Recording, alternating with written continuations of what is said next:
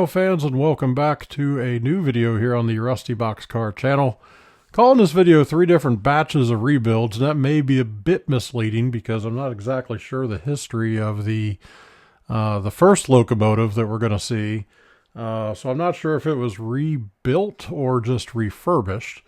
But either way, this train is going to be M574-10 that we saw on November 10th. It had just left Radnor Yard here in Nashville, making its way north towards Cincinnati, Ohio. It's lit up by CSX 4762, which is an SD70AC. Now, I believe these were refurbed at the Selkirk Yard by CSX. Refurbed, repainted, some new equipment and upgrades were put on them. I don't believe this was one that was a full rebuild at Wabtec. Next up, we're going to see a CSX 7574, which is one of the more recent generations of the GEVO rebuilds. This is a CM44AH, and then we're going to see a CSX 7013, which was one of the original batches of the Tier 4 rebuilds. It is a CM44AC. Hope you guys enjoy the video. If you have any questions, just type them down in the comments below. I'll try to get back to you. And we will be back soon with a new video for you.